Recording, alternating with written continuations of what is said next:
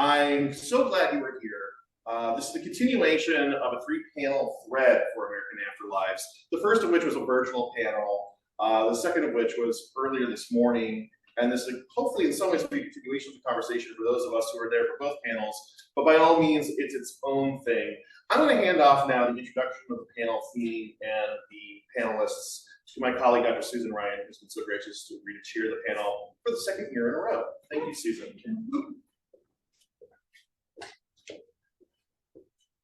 All right, welcome. It's good to see everyone.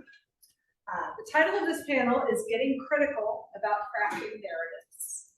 And because we're not terribly pressed for time, I'm going to introduce each person, let them speak, introduce the next one. That way we can remember the details of the people that we're hearing from. Our first speaker today is Jake Mattox. He is Associate Professor of English at Indiana University South Bend, where he teaches multi-ethnic U.S. literature, first-year seminars, and writing. His in-progress historical novel, titled Dream City, is a counter-narrative following Potawatomi leader Simon Pokagon at the 1893 World's Fair. And first, just thanks so much to Mark for all your work on this, Mark, and your flexibility with zooming me in. And my gratitude to our chair and to our fellow panelists. I'm very sorry I couldn't be there due to illness, and I wasn't able to make the drive down from, I live in South Bend, Indiana, where I teach at one of the regional campuses of the IU system, Indiana University in South Bend. I teach in the Department of English. And I was super excited about the idea of the critical creative work, combination. And as mentioned, I will share a little bit about the historical novel I'm writing that's set at the 1893 World's Fair. It focuses on this actual person that existed named Simon Pokagon. He was a Potawatomi leader, and he played a huge role at the Chicago World's Fair.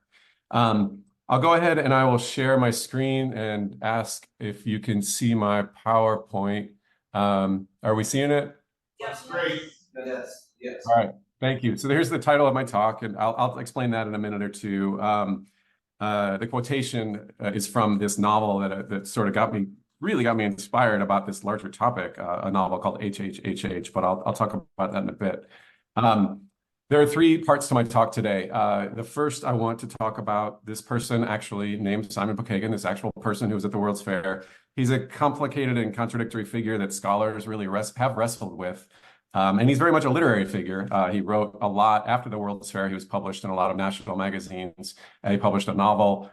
He was kind of this amazing, complicated person. Then in the second part of my talk, I'll talk about the genre of historical narrative, kind of broadly speaking, and some of the contradictions, really, or the complications. And then I'll give two short readings from my novel in progress. So basics of the fair itself, just for those who haven't obsessed with it, it was a 6-month-long fair, so it's not like the St. Joseph County Fairgrounds that I go to from time to time here that lasts 2 or 3 weeks. 6 months, several hundreds of thousands of people, 26 million people come to it, and it is celebrating 400 years of Columbian quote unquote progress. And Simon Pokagon himself. The Pokagon name is actually quite famous in Chicago already at that point, as it is around here where I live, by the way. His father, Leopold, was essential in the 1833 Treaty of Chicago, which signed off or delivered or stole, however you want to talk about it, about 5 million acres of land, and that's where Chicago now sits. And so with that treaty, non-Indigenous people could now claim the land. And so it was this momentous moment. It's this really important moment for the growth of Chicago, and of course for Leopold Pokagon and his people. Simon Pokagon, by the time of the World's Fair, he himself is in his 60s. He's an older man now. His father's long gone. And Simon Pokagon has spent a good 2 decades trying to get paid for what the treaty promised. They had received some smaller payments here and there, but the treaty had not been followed through on. So one of the things he's got a little reputation for, he's been to the White House, he's trying to get payment for the land. Scholars and historians today, even, and the last 60, 80 years, have really wrestled with this man, how to think about Simon Pokagon, for a couple of reasons. He's been accused, including by some indigenous people, of having been a very self-serving individual, more of a sellout. And I'll talk a tiny bit about that, though I don't really enter that debate. I don't think the terms of that debate make a lot of sense. So 3 things we know. By the way, scholars, historians, we do know that he was there at the fair, he wrote a book, and he sold it at the fair, and it was amazing. It was remarkably critical of this progress idea. He did not buy into this Columbus myth one bit. And just thinking about that context, I mean, imagine what that means for him to be standing there selling this book. This is this massive investment, hundreds of acres, millions of people, years of planning, and they're all celebrating Columbus and patriotism and world progress. And he's there selling this book saying, no, no, no, no, no, no. Another thing we know is that the name of this book changed, and I'll talk about that in a second. This is an image of the original book called The Red Man's Rebuke. It's because it looks a little funky because it's actually printed. They printed it on birch bark. So it's this amazing artifact, and you can find it in different archives, including like the Newberry Library in Chicago. Really kind of this stunning artifact. It's a short book. It's a short book called The Red Man's Rebuke. And he is doing a lot of rebuking, Simon Pokagon is. In fact, for example, he says, "We nursed and fed the pale faces, the ravens who were soon to pluck out our eyes and the eyes of children, or our children." Again, think of the context, all this celebration of Columbus, and here he is saying such things. For those who know a little bit about the fair, you probably know there were other voices of protest too, like Ida Wells and Frederick Douglass. So he's not alone, but still, this is really a remarkable thing for him to be doing. The book changes. Scholars do not know why, when, how, but there are books titled Red Man's Rebuke, and there are books titled Red Man's Greeting. They're the exact same book on the inside, super critical, but at some point it was changed, and I'm using that passively because it's not clear why and when, to Greeting. So it's this more friendly, palatable title. In terms of other things we know, Simon Pokagon was there for much of the 6 months of the fair, and at some point he was invited and he met with a group of very, very powerful women in Chicago, including Bertha Palmer. And we know that he was central to the biggest day of the fair, October 9th. There's just 3 weeks left in the fair. There are 700,000-800,000 people come to the fair that day, and it was central to the fair, to the pageantry of it all. He rings the New Liberty Bell. He gives a speech, potentially in front of 75,000 people. He reenacts the sort of treaty ceremony that his father would have been in. So he hands over the facsimile deed to the mayor. He rides a float. He is really the star of the show on Chicago Day. This is what Chicago Day looks like, at least in one part of the grounds. Just crowded, just wall-to-wall people. And interestingly, he gives a speech, and this is a little bit unclear, but his speech is much more conciliatory. His speech is not questioning Columbus. It is not questioning those triumphant narratives. I could talk more about that later if it needs to come up. What we don't know, what scholars don't know, and so these are the problems I'm interested in, I've been thinking about. How and why and when did his book change? Why did that title change? We don't know. What actually happened behind closed doors at that meeting at the Palmer Hotel? And if we're sure about his speech, which I have my doubts about some aspects of it, what explains that change? Why was the speech's message so different from his book's message? Complicated questions about Simon Pokagon. So those are the basics about Simon Pokagon. Sorry if it's a little bit of a rush, but he's central to that fair, and I'm totally fascinated by his participation in it. The second part of my talk is about the genre contradictions of historical narrative and kind of what inspires me. And I'm going to lay out a couple of problems. Those of you who, if you have not studied the fair, perhaps you've read this book, which was on the bestseller list for 200,000 weeks in a row or whatever it was, Devil in the White City, which focuses on 2 main people, Daniel Burnham, the main architect of the fair, and H.H. Holmes, a serial murderer who is preying upon single women at the fair. So it's this really disturbing book, but it tells a story of these 2 people. Eric Larson, if you've read his book, if you've read his preface, he talks about how this is not fiction. And he's got this supremely well-researched book, but that is so confident in telling the truth and getting it right. This is how his book comes across, as telling the historical truth of this fair. So for example, he writes, H.H. Holmes, that's the serial murderer, took a moment to survey his surroundings. He heard the concussion of hammers. Newly planted trees stood in soldierly ranks, but in the heat and haze, they looked like desert troops gone too long without water. The air was still moist and suffused with a burnt licorice scent of freshly rolled macadam. So minor notes, the kinds of notes that makes a good writer, right? He brings it alive. What did it smell like? What did it look like? What did it taste like? But to me, what this does is call into question any of his claims, or it makes me want to think critically about his claims about historical truth, right? We have millions of people who've read his book and walked away with, this is the right story. This is the main story of the Chicago World's Fair. And he here is taking many, many, many writerly liberties to write compelling historical narrative. But he doesn't know these details. He doesn't know what Holmes was thinking on that day and how moist the air was, right? So seems like minor notes, but to me, it's indicative of a larger question or problem. This book is, in a way, the anti-Larson book. It's a novel, but it reads more like a historical narrative, like a nonfiction. And the first-person narrator is researching the assassination of Reinhard Heydrich, Hitler's #1 in the Czech quote-unquote protectorate. So the first-person narrator gets so involved, he gets so enamored of the resistance fighters and collaborators who helped, or collaboration with the resistance, who helped ultimately successfully assassinate Reinhard Heydrich. And he wants to get the story right. And he becomes more and more obsessed and more anxious about telling the story correctly and doing it justice. And so much so that he just can't stop really thinking about it. For example, there's this wonderful moment where you end a chapter and you turn the page, and now the page reads, that scene, like the one before it, is perfectly made up. Perfectly believable and totally made up. How impudent of me to turn a man into a puppet, a man who's been dead for a long time, who cannot defend himself, to make him drink tea when it might turn out that he only liked coffee, to make him put on 2 coats when perhaps he had only one.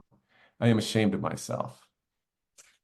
So Binet, the novelist there, I think, in my mind, is foregrounding. Every part of this novel is telling history, is composing a historical narrative, but is foregrounding itself as a problematic venture throughout, which is very much in contrast with Erik Larson's book and how he wants to talk about it. Okay, so part 3 is where I share a little bit about my novel, which is trying to wrestle with Simon Pokagon's participation at this fair. And just a really quick recap, right? The 2 problems that I'm wrestling with, especially, among others, are first, our confidence in getting it right and telling historical narrative and how these become public memories, and some of the problematics of that. And then the second is, how do we think about Simon Pokagon? How do we remember him? How are his stories told? Because they are, both in scholarship and, in town websites in southern Michigan where Pokagon used to live, where they tell the story, or at least they manufacture stories about Simon Pokagon. Okay. So the first reading I will do, and these are both a couple of short readings. The first one is actually the prologue to my novel. And my approach, what I'm trying to do is I'm trying to tell what is kind of a familiar story about Chicago and its origins. And I went over it a little bit already. But I'm trying to make it strange. I'm trying to estrange it. And I'm trying to have my narrative voice kind of draw attention to itself the way Binet does. I will then read my second part, which is Simon Pokagon himself, I'm imagining, on the Ferris wheel at the end of Chicago Day, this gigantic, the pageantry of Chicago Day. And he's reflecting at midnight on Chicago Day, sitting alone in a car in this gigantic Ferris wheel. So with that, I'm going to stop sharing my screen so I can read to you. And I trust people are still out there. Can I get like an amen or a witness? Okay. I can't see you all, so I just wanted to make sure people snuck off. So this is from the prologue, or this is the prologue. How cities are born, how those births are remembered. A father sells some land, lots of it. Papers are signed, notarized, filed. The man and his little son and the rest of the large family take time to leave. New occupants start moving in. They survey, plan, build, scramble, tear down, build again, make the place their own. Decades pass. All seems well. But one day that little son comes back. He's an older man now. He has the original deed for the land or contract or receipt or whatever. Full payment, he says, was never made. It certainly had been a big piece of land. Some say 5 million acres. The son meets with important people in the city that has grown up on that land. He causes a stir. He even writes an angry little book.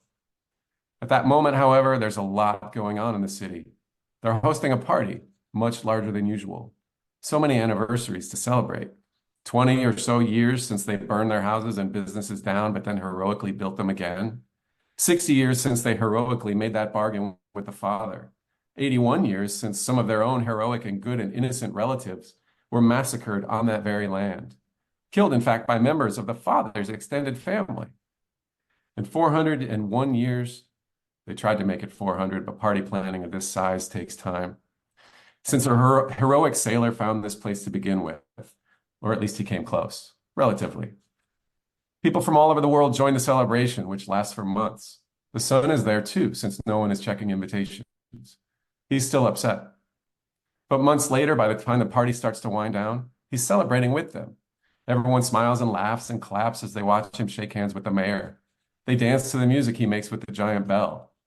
They proudly listen as he praises them, the land's new owners. What a party it has been. What a city it has become.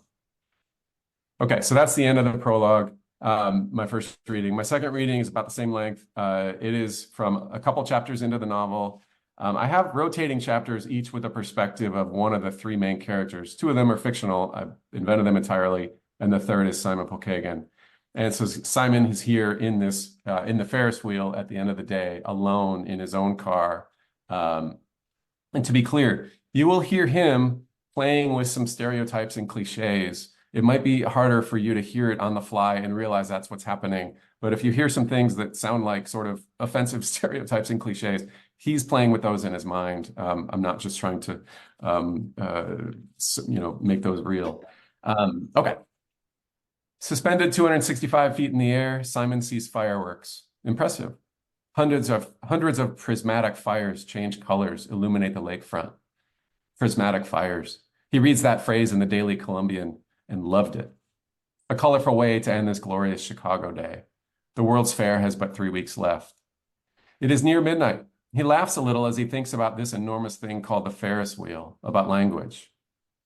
A member of a dying race flies through the sky. A savage loops in the machinery of progress. A child of the forest orbits. He will write about tonight's ride, this very wheel, in a few years. Quote, the dominant race will yet invent some easy way for their sinners to reach heaven, he will write. Not 10 minutes ago, the woman who brought him here and to many places today watched as the loader shut him into the Ferris wheel. This journey would be Simon's alone. Doors secured, she looked at him reassuringly through its window. This is perfectly safe, she said. Once you reach the top, we will stop the wheel for a few minutes out of respect. He nodded and she added a request, or maybe an instruction. Survey these lands, remember past times, think of your people. After all, you are the former owner of this land. With that, she was gone. I skip a little bit here now, and his car is going about the rotation on a Ferris wheel, and it's actually past the top now. It's just on the backside. Another minute, and Simon's car is now on the backside, approaching 3 on the clock dial, or 9, depending. More flashes in the sky. They had a fire in 1871, not that long ago, nearly killing them all, yet they still love their explosions. And putting this celebration so close to 2 anniversaries, the day Columbus arrived in the New World in 1492, and the day that Chicago went up in flames. Did they mean to connect discovery and destruction?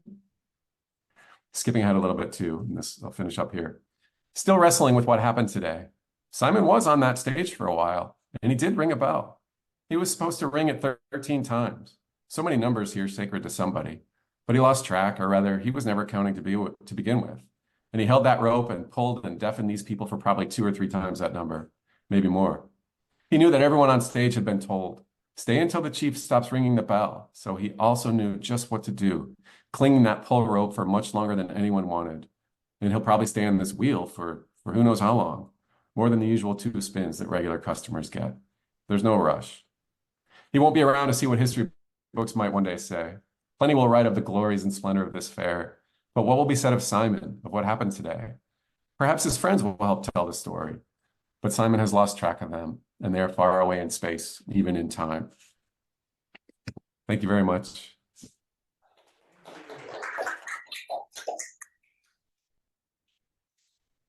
Our next speaker is Melissa Homestead, Professor of English and Program Faculty in Women's and Gender Studies at the University of Nebraska-Lincoln, where she directs the Cather Project and serves as co-editor of the Complete Letters of Willa Cather, it's an NEH-funded digital project, and co-director of a digital library of Willa Cather's manuscripts to be published in 2026.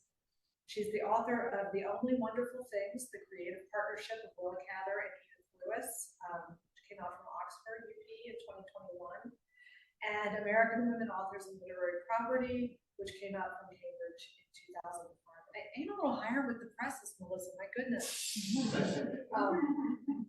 In any case, she has also edited or co-edited a number of texts, including Eden Southworth, Recovering a 19th Century Woman Novelist, the novel Clarence by Catherine Sedgwick, and Willa Cather in Modern Cultures. As she's also the author of numerous articles on American women's writing and authorship from the late 1700s to the early 1900s.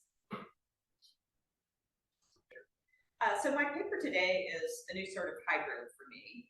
In line with the theme of this stream of the conference, I'm focusing on putting primarily 20th century literary figure, Willa Cather, in connection with two primarily 19th century figures, Annie Fields and Orne Jewett.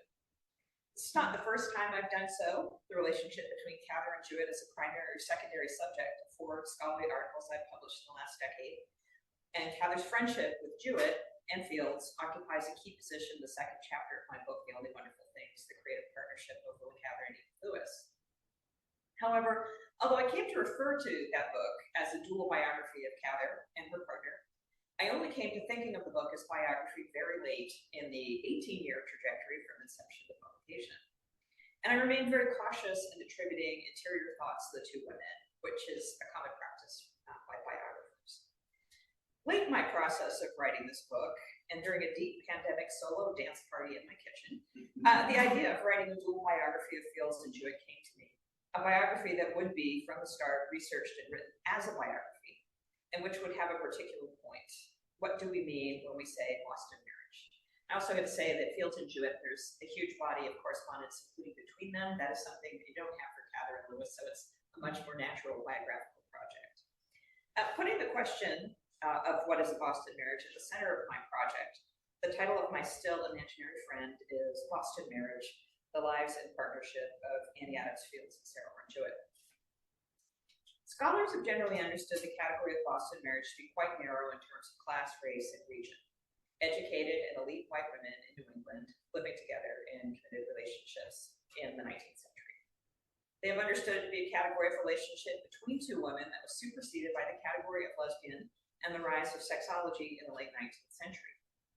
In 1981, in Surpassing the Love of Men, romantic friendship and love between women from the Renaissance to the present, President Lillian Federman memorably and influentially placed Cather and Jewett on opposite sides of this historical chasm. Quote, Willa Cather, who was almost 25 years Jewett's junior and came of age in a different environment, Federman writes, knew what Jewett's generation would have seen as admirable, hers would consider abnormal. But when did people start calling a relationship like that of Jewett Fields, two educated, privileged women in New England living together in a socially sanctioned romantic relationship, Boston marriage?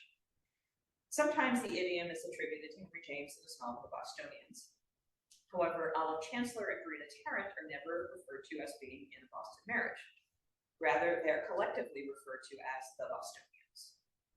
Lillian Federman proposes The Gentle Americans, 1864 to 1960, Biography of a Breed, long subtitle, a delightful recreation of the literary and social life of some remarkable Bostonians between 1860 and 1960.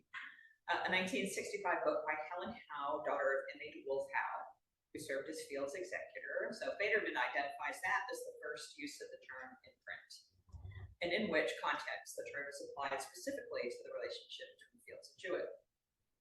More recently, in Celibacies, American Modernism and Sexual Life, Benjamin Kahn has located a much earlier use in an early 1893 published letter by Edmund Dow Cheney to the Open Court, a free thought journal published out of Chicago. masthead subtitle, a weekly journal devoted to the religion of science. He doesn't actually talk about the journal, and I was talking to Ashley Ratner earlier because she works on free thought and communitarian groups, and I really would just love to know more about this journal. In any event, although Chimney does not name the participants in the public scandal, in this letter she describes reading, quote, a paragraph in the morning paper that recalls to me a subject of which I have often thought deserving public recognition. A young lady of 24 years of age, having formed a friendship with a lady of similar tastes, remains with her in her home, and her father appeals to legal authority to bring her back to his house. And others resort to the violent explanation of hypnotism to explain the strength of this new relation. This seems very strange to one, says her, who for very many years has been accustomed to ties between women so intimate and persistent that they are fully recognized by their friends, and of late have acquired, if not a local habitation, at least a name, for they have been christened Boston marriages. As Cather discovered searching newspapers, and as I have found in additional newspaper accounts, Jeanette Ovington Appleton, having separated from her husband Nathan Appleton after 2 years of marriage, was the one supposedly exercising undue influence over the younger and unmarried Catherine Parsons. Although there were New England connections in the story, Nathan Appleton's family was split between New York and Boston, and that's Fanny Appleton Longfellow. It's those Appletons, right? And in fact, Henry Wadsworth Longfellow's nephew was at the wedding, so this is all New England. But the marriage took place. And there were New England luminaries at this marriage in 1887. The wedding occurred in Brooklyn, and the female couple at the center of the legal dispute that arose in late 1892 were living together in a boarding house in Manhattan. On the one hand, this new origin story seems to confirm the transition from Boston marriage to a pathologized lesbian identity. Chimney was, in early 1893, looking back at a socially approved institution and wondering why Parsons' father would be suing for his daughter's return. Chimney's telling of the story also suggests that the Boston marriage was never really confined to Boston and its environs. These relationships have, she reports, recently been given the name Boston marriages, but the name does not signify a local habitation. I have no earlier print or manuscript sources to offer, and I'm clinging to the sense articulated in The Only Wonderful Things in an earlier article that there was a fundamental continuity between Jewett and Fields and Cather and Lewis, the woman with whom Cather lived in New York City for nearly 40 years. Nevertheless, the moment of Cather's first encounter with Jewett and Fields in 1908 did seem like an interesting opening moment for a book about Jewett and Fields because of this seeming transition. Cather's desire to meet the two women suggests to me her sense of connection rather than disconnection. And although Jewett died less than a year after Cather first met her, Cather remained close to Fields after Jewett's death, writing to her and visiting her frequently, visits during which she helped Fields sort through papers at 148 Charles Street. A number of years ago, pre-pandemic, I almost met in person Annie Fields' great-nephew, who was a gay man who had held civic positions in Boston and everything, and who had more mementos and gave me copies of the Cather letters to Annie Fields, and then there was a snowstorm, I couldn't go, and then he died the next year, probably of COVID, but sorry, I just had to share that story. So anyway, Cather would then come back in the final chapter of the book as Fields grieved Jewett's loss and worked to memorialize her through publishing her letters. And now for the main event, my attempt at a preface to this dual biography. I have not yet begun to research it, right? Followed by a few remarks in the questions attempting to write this preface and phrase. And this is all stuff that I know really well, the 1908 moment. It's the, like, what comes later. And one of the questions I really do have, and I've always said if I could just spend a week in Boston going to various archives, I can find out what day Willa Cather went there. And I'm going to try that. But here we go.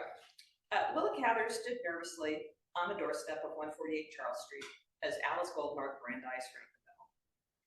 The year before, she had played with S.S. McClure, her erratic boss at McClure's magazine, to introduce her to the residents of the house, to no avail. The back of the elegant Beacon Hill townhouse faced the Charles River. Willa's Nebraska childhood made her both ambitious to cross the threshold and nervous about how she would be perceived. As she would soon write her high school English teacher, her time in Boston had allowed her to see a great deal of Harvard people. You see the boast there, right? Alice Brandeis's husband, Louis Dembitz Brandeis, was one of the most distinguished graduates of Harvard Law.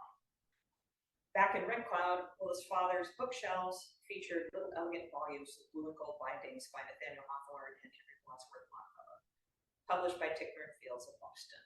And it was James T. Fields who had once owned this house, leaving it on his step to his much younger wife. Annie Adams Field, Sarah Orne Jewett, his much younger wife, Annie Adams Fields.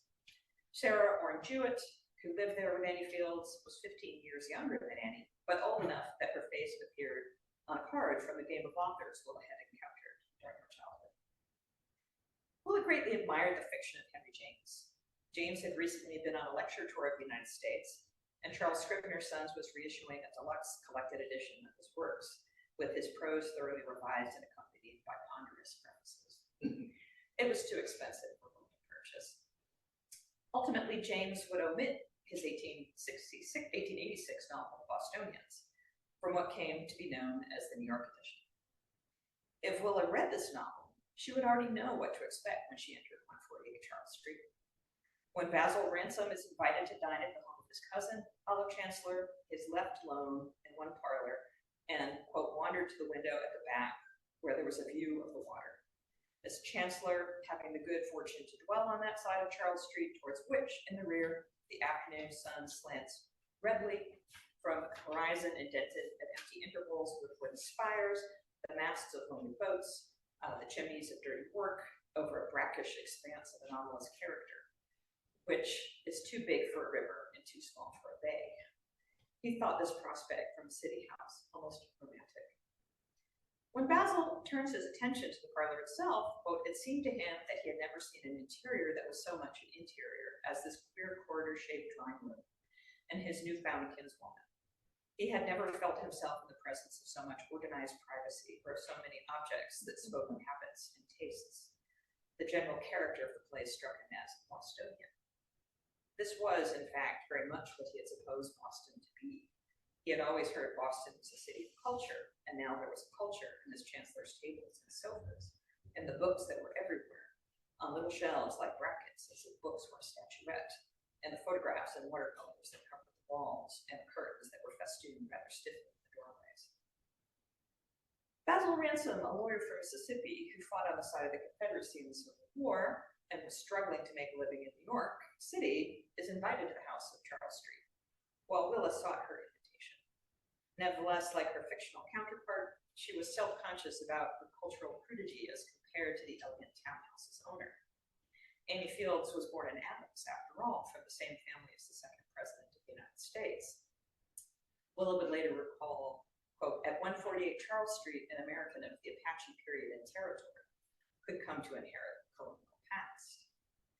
In her essay on meeting Fields and Jewett in 1908, she presented herself as a Nebraskan, and thus the Apache period and territory. But like Basil Ransom, she was born in the South, in her case Virginia, and members of her mother's family had fought on the side of the Confederacy. Her father's side favored the Union. In addition to publishing books, James Field had also published the Atlantic Monthly, which a book Willa had devoured during her Nebraska adolescence. Jewett's first fictionalized serialized in the Atlantic, Deep Haven, had appeared too early for Willa to read it there. However, an illustrated edition of the novel had been reissued when she was a junior at the University of Nebraska and was recovering from her painful crush on classmate Louise Pound, who did return her feelings. If Willa read Deep Haven in 1893, the romantic summer in Maine Helen and Kate share in the novel may have soothed her wounded ego. As a high school student in Red Cloud, Willa had presented to the world as William Cather in D, hair cropped short and wearing tailored clothing, and had begun her studies at the university intent on becoming a doctor. Willa had abandoned the idea of being a physician in her first year at the university in favor of literary ambition. After she graduated, she had taken a job in Pittsburgh editing a magazine, and she had recommended Jewett's 1884 novel, A Country Doctor, to her Pittsburgh friend George Seibel. In A Country Doctor, protagonist Nan Prince develops an intense crush on a female schoolmate, and as a medical student, she rejects marriage to a suitable man in favor of her vocation as a physician. Willa was glad that an offer to be an editor of McClure's had gotten her to New York City, and fact-checking an expose of Mary Baker Eddy, founder of the Christian Science movement, had sent her to Boston for months at a time, fulfilling her ambition to visit the marine capital of American literary culture. However, she was feeling frustrated by the amount of time and energy she devoted to this work, taking away from her time writing fiction and poetry. Did the master spend his time chasing down testimony and documents concerning the shady founder of a new religion? That Fields and Jewett lived together and were devoted to one another was widely known and considered not just unexceptional, but admirable. When Willa was in New York City, she took a room at the boarding house at 60 South Washington Square in Greenwich Village, where Edith Lewis had been living since her arrival in New York City 3 years earlier than Cather had arrived in 1906. Edith also came up to Boston periodically to proofread installments of the Christian Science expose with her. When this work in Boston was done, could she and Edith make home together in New York City, like Fields and Jewett did in Boston? When Basil Ransom first enters his cousin's Charles Street house, although Chancellor has not yet met Verena Tarrant. But soon, she invites the charismatic young woman to live with her. When Cather got to know Fields and Jewett, she would find out that Henry James had spent time with them at 148 Charles Street and at Thunderbolt Hill at Manchester by the Sea. Putting Olive and Verena together at a house on Charles Street in Boston was a knowing nod by James to Fields and Jewett. But then he ended his novel with Basil tearing Verena away from the life of Olive and from the public speaking career for which Olive had trained her. When Basil whisks Verena away from Boston, the Boston Music Hall, so he can marry her, Verena proclaims, "Ah, now I am glad." But she's also crying, and the narrator concludes the novel. It is also to be feared that with the union, so far from brilliant, into which she was about to enter, these were not the last tears she was destined to shed. Why was it taking so long for the bell to answer? Willa wondered. The door opened. Okay, now my questions. Much of this is based closely on letters and Cather's retrospective account of Fields and Jewett, even though these documents often conflict with one another. Thus, in later accounts of this first meeting, she presents being taken to 148 Charles Street as a surprise. While in her very first letter to Fields, she wrote in 1908, "You will not think me unfortunate for having telephoned so often, will you? You see, I always wanted to know you and Miss Jewett for so many years, and as my time is short now, I cannot bear to go away without having seen more of you." And in her second extant letter, she writes, I can't help groaning a good deal that Mr. McClure did not come up and take me to see you a year ago."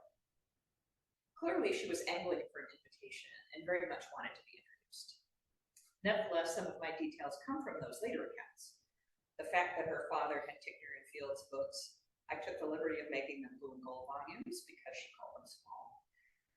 The notion that she had seen Jewett's face on a deck of authors' cards, although I would like to verify that detail, I have to find some sort of, material culture collection where they have the different editions. And her anxiety and her self-description of her crude Westernness as being from the Apache period and territory.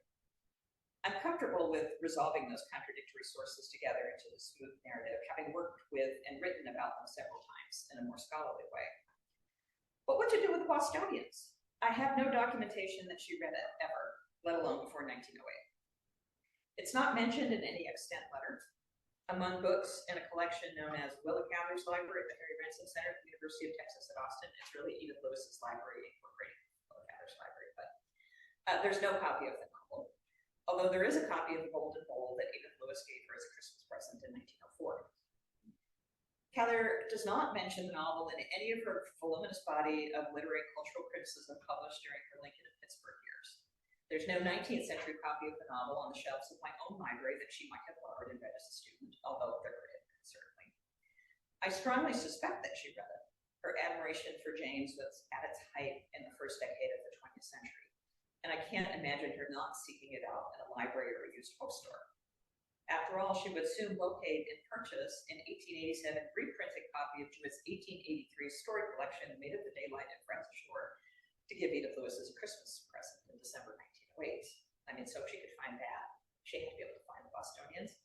Without evidence that Cather read the novel, does Does it belong in this preface? If it does, must I hedge so much? Certainly, and alas, and I am no Henry James stan. James and the Bostonians will appear elsewhere in my book because of his friendship with Fields and Jewett and the fact that he made their home of Chancellor's home. My attempt at this preface leaves open the possibility of a historical rupture between the Boston marriage and lesbian identity. Willa Cather is anxious and doesn't know what she's going to find. Maybe she's anxious for a reason. Me, I'm trying not to be anxious about this attempt and look forward to hearing your thoughts. Thank you. Thank you. Thank you.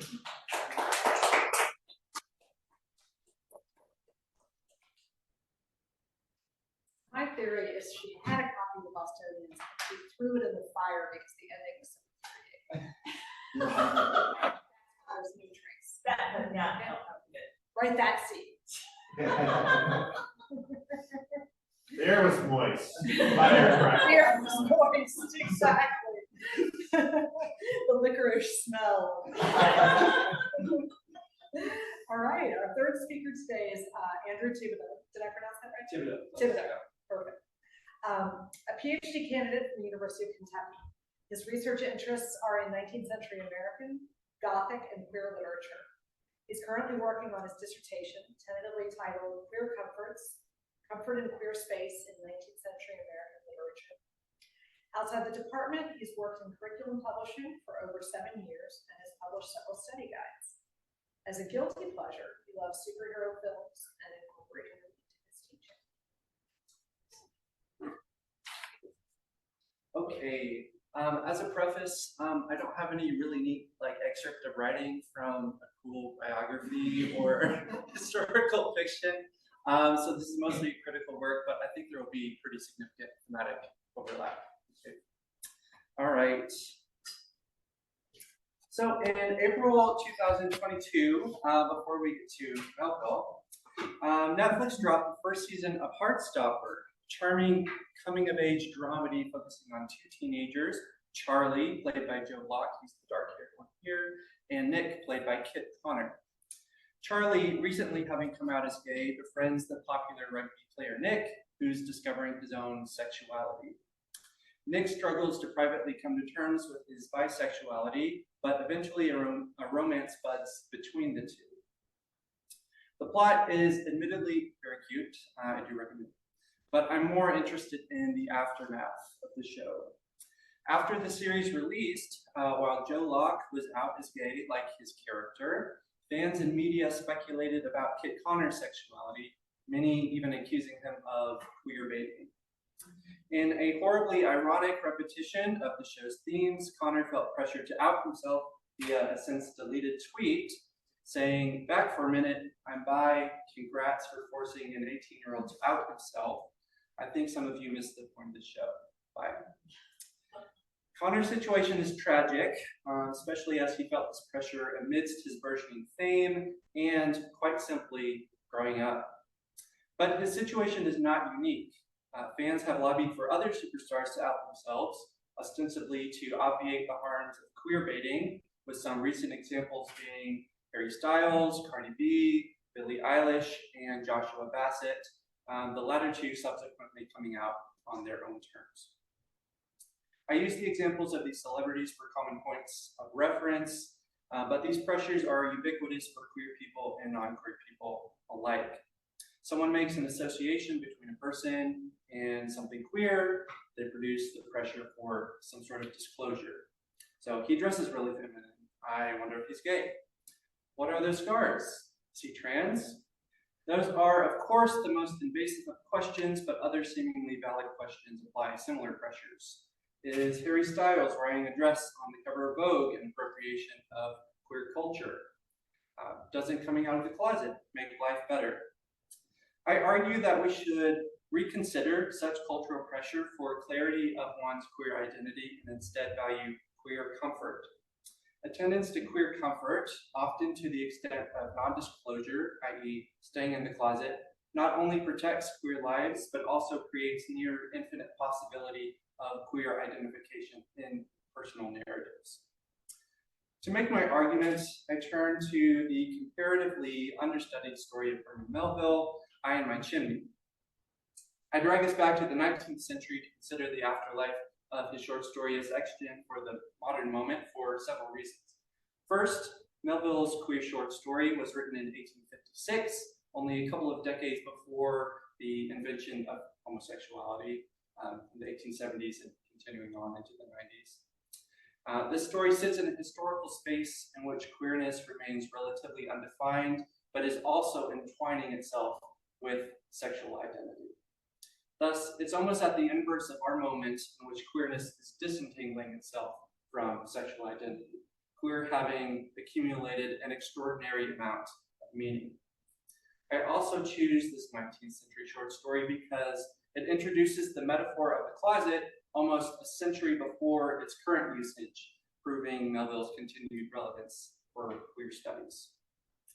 So, the story, which I presume a lot of 19th century scholars haven't even read, follows an unnamed narrator as he details his infatuation with his unusual chimney, and it looks nothing like this house. This house has 2 chimneys, but it's from an architectural pattern book around the same time. His chimney sits in the center of the house and extends through every floor up from its extraordinarily large base in the cellar. Following more contemporary architectural trends, his wife tries to convince him to modify the chimney so that they can better entertain guests. The narrator, trying to appease his wife, he brings in a mason to give them an estimate of how much it would cost. Afterward, the mason sends the narrator a note speculating that there might be a secret closet with treasure inside the chimney. The narrator remains devoted to the chimney and hides this knowledge from his wife, his children, refusing to demolish any part of the chimney as the story ends.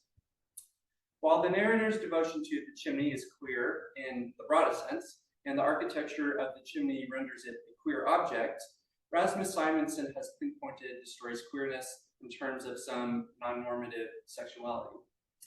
The phallic symbolism of the chimney and the story's backward rhetoric, especially its prepositional obsession with locations behind, in keeping with gay eroticism, renders the queer identity of the narrator and his queer space visible. Not to mention the barely veiled mention of the chimney's secret ash hole. The chimney is not a... Literally, that's good. It's in the book, yes, it's the direct quote. I promise. Not just being clever, that's it. No, Okay. Yes. The chimney is not a direct metaphor, but its narrative centrality concretizes the inexpressible queer desire of the narrator. Simonson's reading is striking, what's seen, but its stakes are limited to a queer reading of the story in terms of sexual identity. Other scholars have noted the queerness of the story in terms of its non-normative architecture. The most recent scholarship on Melville's story has emphasized its non-normative construction of domestic space. Shamir writes that the normative ideal of space in the mid-19th century was one that aligned with separate spheres ideology, primarily by the division of the middle-class home into the masculine study and the feminine parlor. I and my chimney flaunts this normativity by echoing the old domestic layout of a home, which comprised rooms centered on a singular chimney. Although the narrator's efforts to preserve this aging architecture is non-normative, Shamir reads the chimney as not only a, quote, symbol of patriarchal power, but the main component of a spatial design that enabled traditional patriarchy. In other words, the masculine phallic chimney surveils everything. There is no private feminine space. Allison concurs with Shamir's reading, arguing that the story preserves, quote, patrician and patriarchal values in a uniquely conservative space. He also agrees the chimney is the main symbol of patriarchal authority. While also noting the non-normative resistance to architectural change, Wilson sees the story somewhat subverting the ideological status quo by allowing the male narrator to identify with domestic space and form his identity. The chimney in the story reinforces greater potential for identity formation as domesticity masculinity, and femininity collide in, quote, abstract communalism. Wilson's exploration of shifting identities reflected in non-normative architecture gestures toward a more generous reading of the story in which not patriarchal authority remains enshrined in the surviving chimney, but an ambiguous queer identity. So it would seem most readings of the story have been in reference to either queer sexual identity or queer architecture, but I argue that the two converge in attention to queer comfort, that is the comfort of queer subjects. The architecture more attuned to the narrator's comforts than maintenance of patriarchal authority. Comfort, particularly in the 19th century, indexes physical normativity of spaces. As Western middle class and consumer culture emerges from the 18th century, comfort is increasingly naturalized into physical relations with objects such as clothes and furnishings that occupy a perceived middle ground between necessity and luxury. When spaces are comfortable, they are perceived as objectively neutral and suited for normal subjects. Popular architecture books contemporary to Melville conceive of this normative comfort through physical relations between bodies and rooms. For example, comfort can be achieved by putting the kitchen and offices on the main floor for the physical convenience of location. Comfort can also be achieved in warmth from the position of a bedroom next to the kitchen in winter to preserve the house from drafts of cold air. Although the prevailing definition of comfort in the 19th century is one of physical contentment with objects and spaces in conformity with heterosexual middle-class ideals, comfort also refers to a sensibility of belonging, familiarity, and security in physical, social, affective, and spiritual senses, among others. Queer subjects, such as our narrator, in diverging from normative comforts, often adopt this broader affectivity into their conception of comfort. Queer subjects contest the naturalization of comfort into normal space, often in reflection of their identity, and fashion new worlds that are recognizably queer spaces. As Sarah Ahmed argues, comfort provides subjects the opportunity to, quote, extend into spaces that have already taken their shape. Comfort as such makes visible the ways in which queer subjects create worlds of belonging, familiarity, and security for themselves.